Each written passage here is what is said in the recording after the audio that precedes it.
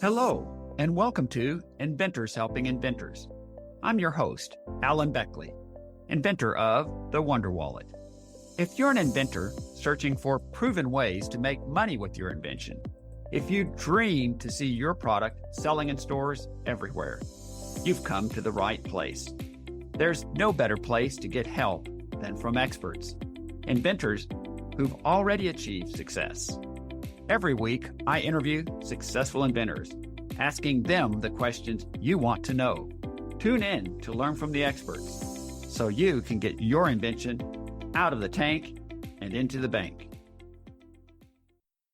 In our inventing journey, we think that things are going to be very clear, like a step-by-step process, but I have discovered that the number one key, just to be consistent and patient, because this process is a marathon, something that can't be rushed. And I have also learned that the willingness to learn from the process itself is key to tackle the next challenge, and always with that patience and consistency I'm talking about. Welcome to episode number 604. Today, I interview, once again, Julieta Hughes.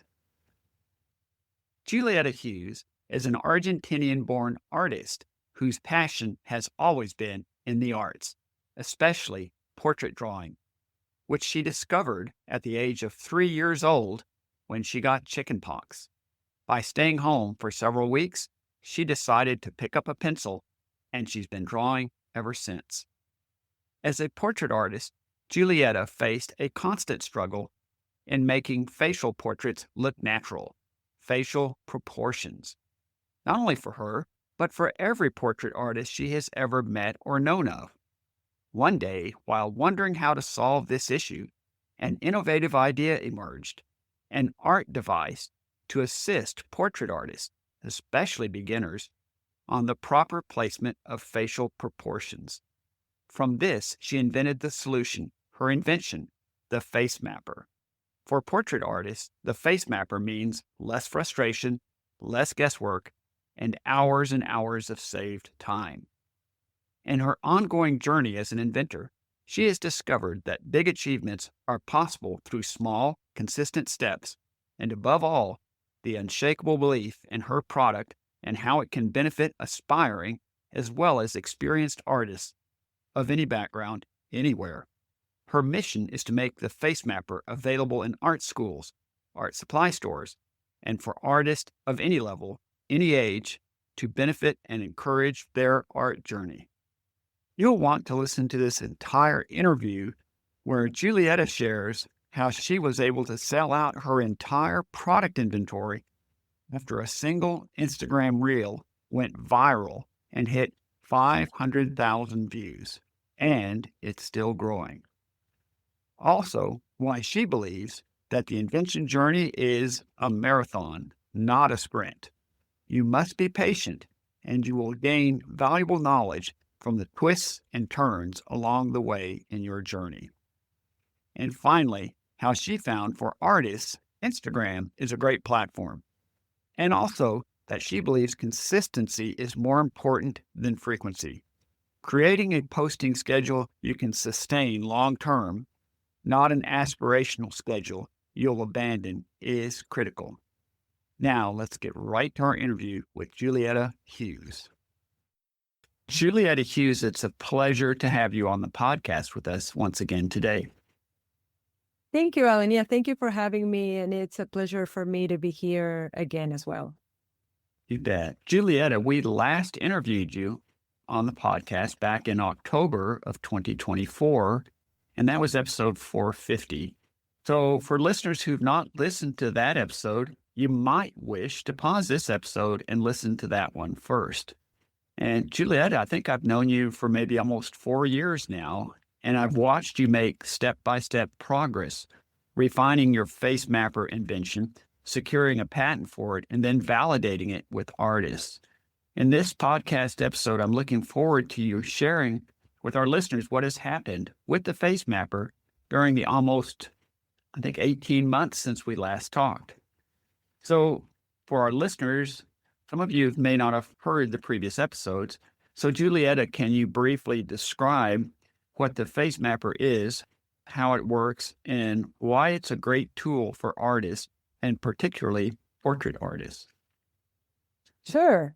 The Facemapper is a tool that helps portrait artists with the placement of facial features.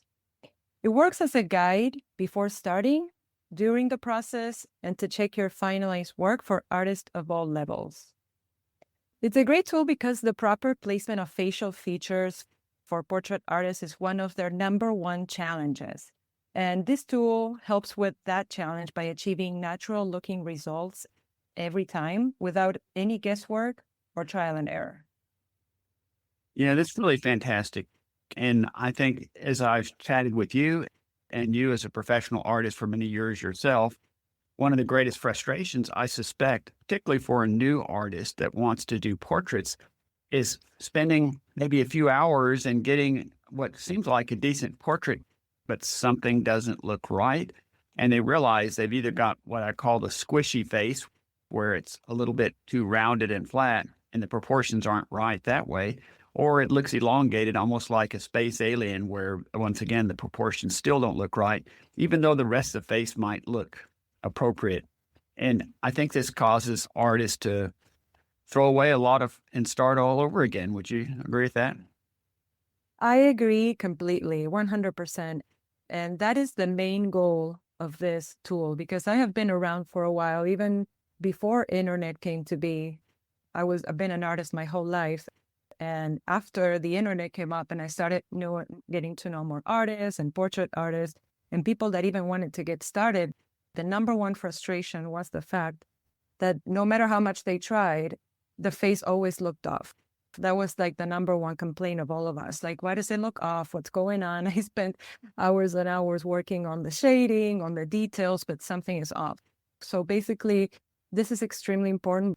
It helps you build a foundation upon which you're going to build all the other details. But the details without the foundation are still going to make the portrait look off. Yeah, thank you so much for sharing that so that our listeners can get a full understanding of that. Julieta, you're now entering one of the most exciting but also challenging phases every inventor faces, and that's marketing and commercializing your product. Can you share with our listeners the path you've chosen towards marketing the Facemapper? And for example, why have you chosen this particular path for your product? And also, as another point, were there any surprises or unique challenges you've had to overcome during this process that you could share with us? Absolutely. The path that I am choosing, and I think this is really important to keep in mind, in our inventing journey, we think that things are going to be very clear, like a step-by-step process. But I have discovered that the number one key, just to be consistent and patient, because this process is a marathon, something that can't be rushed. And I have also learned that the willingness to learn from the process itself is key to tackle the next challenge, and always with that patience and consistency I'm talking about. And yes, as I'm entering the marketing phase of this, I realized how important it is to have a social media presence with your invention. Everything else is great, but we live in a day and age when like the number one, let's say, showroom in the world is going to be online. And I'm saying this because I have realized what happened with that and the good consequences that it brought. But so that's my number one strategy, I would say, to have a social media presence as well as everything else. Your journey through social media has likewise been, a work in progress as well, as you've learned how to use it more effectively. Could you share just a couple of thoughts with how you've learned, for example, which social media platform works best for your audience and how to best optimize that? Do you have a couple of thoughts for our listeners about that? I sure do. At least for me, in this case in particular, the platform that worked best for the results I have achieved lately has been Instagram. I know that there are others that have a lot of potential as well. I know TikTok has a lot of potential, but I'm not going to talk about that since I am not very proficient in that one. But Instagram, I have realized that I'm sure they all have their own technicalities and uniquenesses to it. the key with Instagram is to be very consistent with your posting. You can't like post about your invention one time, then wait a month and then post 3 times. And it has to be like an everyday thing. And that's when the quote unquote miracles can happen. Thank you so much for sharing that with our listeners. And you hit on a couple of points I'd like to highlight. And one of them is, in so many words, what platform are your buyers, your listeners, your clients busy using a lot? Because that's where you would probably want to focus your efforts. If, your buyers, your clients are not, let's say, on LinkedIn, you could waste a lot of effort creating lots of beautiful things on LinkedIn and spending a lot of money and then realize it's going out into the silent void because that's not where your buyers, where your clients are. So recognizing in this particular case, for example, that Instagram is particularly effective and that's a great platform. And you also spoke to consistency, that more than anything, it's important to be consistent. I think where a lot of inventors and entrepreneurs go wrong is they create an artificial goal that sounds good, like I'm going to post every single day, without asking themselves, wait a minute, am I going to be able to sustain that over a long period of time? Or will my readers and listeners even want to hear from me every single day? And then if you back up and say, here's a schedule that I can do consistently that will create a predictable experience with those reading my posts. And that's the way to go. Would you agree with that? I agree completely. And I think you touched on a couple of points that are essential for each one of us in particular. You have to look at, like, consistency doesn't mean, I think, posting 50 times a day. It means according to what works best for you. Like, for example, I have a full-time job. I'm a mom of 2 girls, and with all the responsibilities that brings. So my concept of consistency might mean maybe 3 times a week or 4 times a week. But making sure that once you commit to that, stick to that. Because like I was saying before, that was the method that allowed the Facemapper eventually, after years of doing this, to one day it hit one video, one reel, got up to 500,000 views and still growing. And that's what helped me sell all the units that I had. And now we're doing a new production. But my point is, by doing, that's where the miracles that I was describing happen. By sticking to it, waiting until that seed that you planted starts to sprout. And that's the whole key about that. So those are the important points I can say about that aspect of the consistency. Well, thanks so much again for sharing that with our listeners. And I'd like to speak to the future now. So what are your plans and next steps along your inventor's journey during perhaps the next 6 months to a year? And also, have you discovered any unique applications for your Facemapper tool that maybe you didn't anticipate? Could you speak to both of those questions? Absolutely. See, the first one, where do I see myself in the next 6 to 12 months, or 6 months to a year? I see the Facemapper's new version perfected with some things that the engineer and myself have discussed based on the feedback from users and purchasers, because that's another big thing that I was talking about, why it's important not to rush the process, to take it as a marathon, because every single step you take is also an opportunity to learn about your product. And the most important of it all, to see the feedback that you start receiving after you take it out to the world, and that will allow you to perfect it and therefore increasing your chances of success. I see that new version becoming more, let's say, mainstream. I see the Facemapper being owned by more artists and being in the process of mass producing it by a licensing company. And the reason why I have faith in this is that now I'm much better equipped with valuable information for a solid presentation that will make a licensing deal possible. And that is thanks to sticking to the game for the last few years, 7 to be exact, from the moment of the vision that I had the vision. And yes, and that's where I see the trajectory of the tool from here down the road to 6 to 12 months from now. And I guess the other question that may or may not fit, but have you discovered any unique applications that maybe surprised you compared to when you first started? Yes, absolutely. There are people that some of the testers, they realized that this tool could actually also be used for anime drawing versus just realistic drawing. And that was extremely surprising to me. And these are applications that are based on feedback from people. Because one thing that we do as inventors is to have this, not funnel vision, but we have one idea of what it works for. And then you never know what other people might see in it. They might see other uses for it. And I thought it would just be for drawing, but it turns out it can also be for painting. It can be for even sculptures. It can be for all these other applications, which allows it to expand its goal, its purpose. Yeah, those would be additional functions, like purposes that it would have. I think that's great. And again, totally unexpected, something like anime drawing.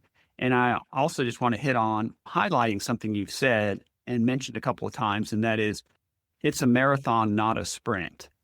And I think as inventors, it's hard to be patient because it is a long journey. But guess what?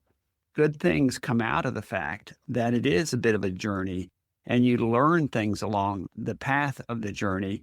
And even things like putting it out there and having people buy it and test it and use it, and then discovering, oh, wait, there's some challenges here. It needs to be strengthened in some ways. You might not have ever found that had you not gone through the journey the way you have and gotten some units out there for people to test. And that, as you just alluded to, strengthens your licensing pitch when you speak to companies, because you can say, yes, we've learned and the product has evolved based upon people using them and some issues that came up, and we've made some adjustments. That is absolutely what you might call product development. It develops, it becomes a little different than what it started out with. I completely agree. Yeah, that's right. That's the whole definition of product development. And I think one thing that all of us as inventors should always keep in mind is that if we wait until the product is perfect, we're going to wait forever. I think it's a game of realizing, first of all, making sure you separate your own person from the invention, that it becomes its own entity. So any criticism that comes to it, or any feedback, or any possibilities of change, that has to always be seen as an opportunity of growth, something that in the long run is going to make your product more solid, more reliable, and better. And what is a better way to do that than by putting it out there and having people validate it, having people test it, and giving you that feedback in order for you to come up with the best product possible for that need in particular. Sometimes people make comments that maybe aren't circumstances where you would make changes, but it helps you to recognize that maybe you need to upgrade your communications, make it more clear and concise where they're clearly understanding it, and then realize, okay, I thought I was communicating this where people are clearly getting it, but maybe they aren't getting it. So I need to listen to what they're telling me and make some corrections. Yes, and that is a big skill. Like I don't think it's easy for any of us to hear that, especially when our invention is our baby. We love it and we think it's perfect and wonderful. But so that's why I think it's very important to look at it from the point of view that is something that can always be improved to have more success down the road, and being receptive to those opinions or that feedback. Because I found that, at least in my journey, those were extremely valuable. One other just quick addition I'd like to put in there is a phrase at least John Lee Dumas, successful entrepreneur podcaster, has said, and I'm sure others have as well. He says, compare and despair, that you should not compare yourself and your journey to anyone else's circumstances, because it sets you up for really failure, for frustration, because most of your comparisons are going to be apples to oranges. If you're comparing yourself against a very successful inventor who's produced half a dozen products and have them licensed and on the market, that's not a fair comparison for you. There's no way you're going to be at the same level as that person is. But also to recognize it's so easy to get frustrated, as you alluded to. So far, my journey's been 7 years. Invariably in the media, et cetera, you're going to hear about somebody that seemed to have just risen just overnight, and suddenly their product is licensed and it's out there. First of all, that's pretty rare that truly happens. but it also has a tendency to make every other inventor say, what's wrong with me? It's taken me years. Why couldn't I get this done in a year? Whoever this is that's being alluded to. Have you encountered anything like that? These are such true points that you're mentioning right now. Number one, like the John Lee Dumas phrase, it's so true because in this whole journey since we've been working in the group together and even before that, I have never encountered two invention or inventor stories that are the same. They're all different. Every single one of them is different, just like fingerprints. And then the other thing, we have to be very aware and catch ourselves when we go to social media and read about all these supposed overnight success stories, because in real life, that doesn't happen. Because what the message we're getting is, this is supposed to be easy, it's supposed to be quick, and I must be doing something wrong. But I think the reality is, if it really was easy, anybody would do it. But the reality is that people that get to this point are the people that decided to stick through it despite all the challenges and despite all the difficulties, to one day come out the other side. But that's why it's the minority, because most people believe those messages that are completely untrue. Because in order to get to real success, I believe you have to stick to it and be patient. I so much think so. Juliet, as we roll towards a close, are there any parting words you'd like to leave us with? Yes, I think I would. I think I might be repeating a couple of the things that I said before, but I cannot emphasize this enough through my own experience. So far, the number one, like we said before, this journey is a marathon, it's not a sprint. And everything that we perceive as delays are opportunities for us to learn, to grow, and to become stronger in what we are trying to gift to the world. So it's all part of a process. Everything is meant to happen the way it's meant to happen. The other thing, money cannot be a priority when you're in the journey, because if money is our priority, is another reason why you're going to give up really soon. And the other thing that I would like to say is that now we are planting the seeds by doing all the steps we need to take our invention out to the world. And we cannot open up the dirt to see if the seed has sprouted. We have to wait and have faith that it will happen by continuing to work towards it. Those are all such great points. And as you were talking about planting the seed and waiting for it to germinate, that's actually an example that is used quite a bit with Abraham Hicks in describing how people don't have much patience to wait for the manifestation of whatever the dreams might be. And they said it would be like a farmer going out and planting beans one day and the next day stomping on the ground and saying, come on, where are you? What's happening? Why is nothing happening here? Exactly. And that's exactly what it is. Yes, I completely believe in that. And after getting over my impatience at first, I realized there's no other way. There's really no other way. If what you want is something that will make a difference, that people will know about, that's what you have to do. That's what we have to do. I'd like to ask the final question here, Julieta. How can our listeners reach you if they have other questions? Absolutely. There are a few ways you can reach me. Facemapper has a website. It's http://facemappertool.com/facemapper. Then you can also email me at info@julietahughesart.com. And then you can also go to Facemapper's Instagram account. That is just instagram.com/facemapper, FACEMAPPER. Yes, thank you so much for sharing that. I think you were very clear with that. And the one I always point to is essentially the website is the first and foremost thing, and they can reach that at facemappertool.com/facemapper. Is that right? That is right, yes. Juliet, I want to thank you so much for being on the podcast with us once again and continuing to share your journey as it evolves, as you learn new things with our listeners so they can have more patience in the process and understand it. Just as you said, it's a marathon, not a sprint.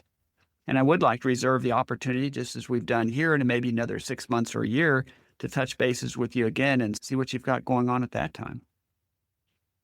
Absolutely. I would love to do that. And I was very happy to have this episode and be able to tell you where my journey is right now and to tell all of our listeners, and I look forward to giving you another update in another 6 months or so. Sounds great. Thanks again. You're welcome. Thanks so much for tuning in to Inventors Helping Inventors. If you like the show, please tell your friends about it. Make sure to subscribe in iTunes or wherever you get your podcasts so you won't miss a single episode. Talk to you soon.